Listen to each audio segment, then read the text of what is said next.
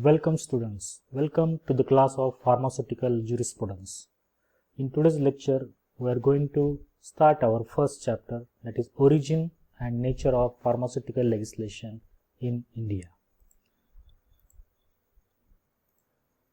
But before discussing our first chapter, we will talk a little bit about the subject, that is pharmaceutical jurisprudence.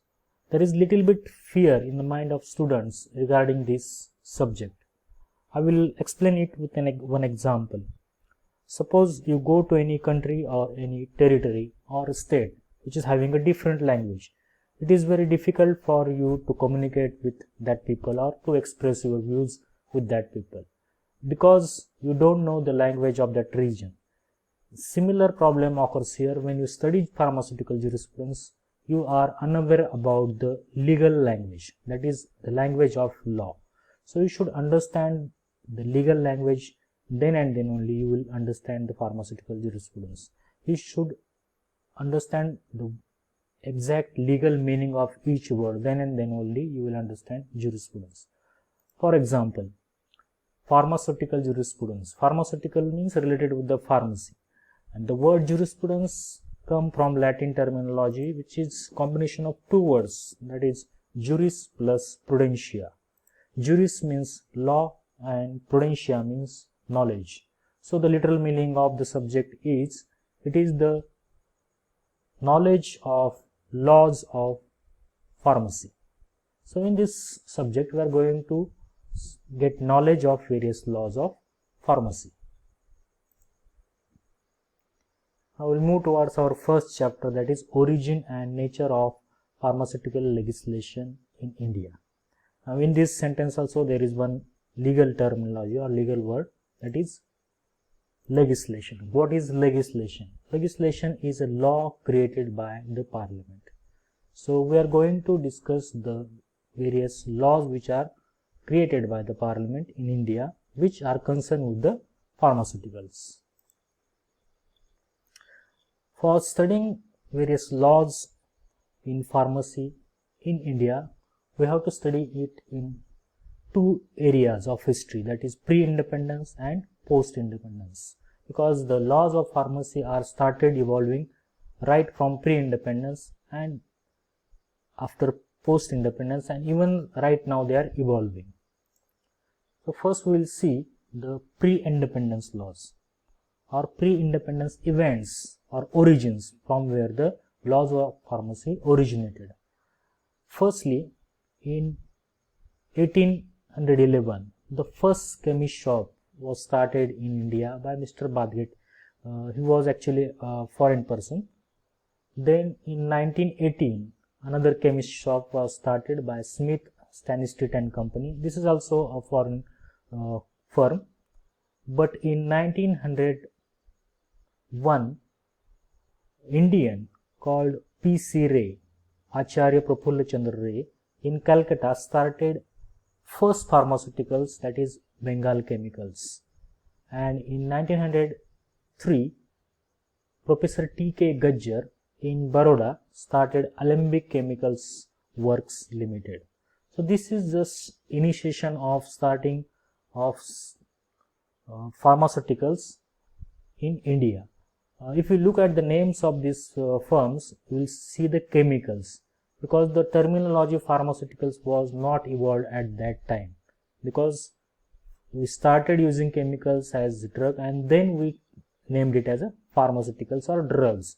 So at that time we were dealing with the chemicals, but that was the initiation of the pharmaceutical activities in India. At that time also there were some acts in existence, like in 1878 the Opium Act, in 1919 the Poisons Act, and 1930 the Dangerous Drug Act. But these acts were not sufficient to control the manufacture, sale and distribution or import of the drugs. At this time, before 1920, most of the drug was imported from various foreign countries like UK, Germany and France. India was very less manufacturing units in India. So At the time of 1920, after starting Second World War, there was urgent need of medicines all over the world, and there was started various enterprises in India which were started producing chemicals, or you can say the pharmaceuticals or drugs. So in that competition, the quality of the drugs was hampered, and haphazardly so many industries entered in the manufacturing drugs, and there was a question of quality of drugs at that time. So due to this scenario that various firms are entering in competition, and this competition is making the quality of drug deteriorated, or the quality is degrading, there was some reforms going to take place in India. That is, in 1931, the government appointed a committee called as Drug Inquiry Committee, which has to make survey all over India and see what is actual position of manufacturing and sale or import of drugs, what is the quality of drug all over India, and what measures to be taken to improve the quality of drugs in India or manufacturing units in India.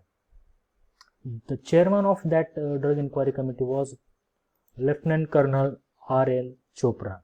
He given some recommendations after doing inquiry all over India, and these recommendations are as follows. We will discuss only 3 recommendations here which are important for our pharmaceutical legislations in India.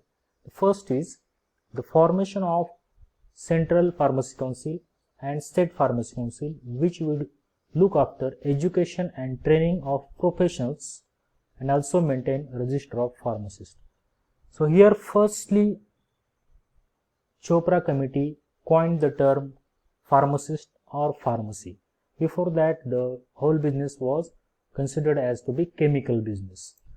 The second recommendation by Drug Inquiry Committee was creation of drug control departments at center and states to control import, manufacture and sale of drugs. The third recommendation was establishment of well-equipped central drug laboratory with competent staff to assist drug control departments. So what was the effect of this recommendation by Drug Inquiry Committee in India? After 1931, this recommendation of this committee started to establish various laws. For example, if we look at this first recommendation, this gave rise to the Pharmacy Act. If we look at the second recommendation, this gave rise to the Drug and Cosmetic Act. And third recommendation assisted to create new central drug laboratories all over India. So if we look at this recommendation clearly, we can see that the wording Central Pharmacy Council, which is today's Pharmacy Council of India. Then State Pharmacy Council, one of example is Maharashtra State Pharmacy Council. Then education and training, there was a recommendation in this committee of education and training. Based on this recommendation, education regulations was formed. These education regulations control the syllabus of all the courses of pharmacy under Pharmacy Council of India. Then the word register pharmacist, this evolved the system of registration of pharmacy. Even after completion of your course of diploma or degree pharmacy, you have to make registration of your pharmacy course in a registered pharmacist through State Pharmacy Council or Central Pharmacy Council. So by second recommendation, there was creation of drug control department like FDA and CDSCO, which is controlling the import, manufacture and sale of drugs throughout the country. Next, legislations after recommendation of Drug Inquiry Committee. So what were the legislation which were enacted after the recommendation of Drug Inquiry Committee? So in 1940, the Drug and Cosmetic Act came into existence, and 1945 the rules, that is Drug and Cosmetic rules. I have given different color to this word cosmetics because in 1940 the act was the Drugs Act only. Afterwards, when the use of cosmetics increased, the word cosmetics and the provisions regarding cosmetic added to this act.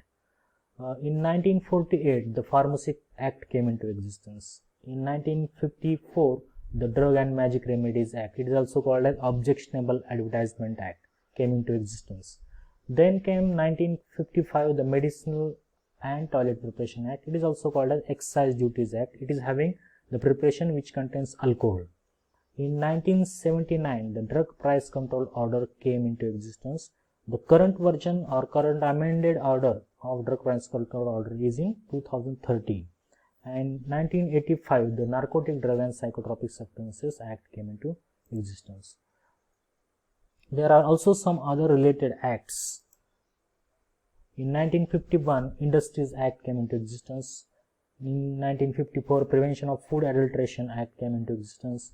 In 1970, the Indian Patent and Design Act came into existence. And 1994, the new drug policy came into existence. These other related acts directly or indirectly help these pharmaceutical legislation or the quality of drugs inside the India. Thank you.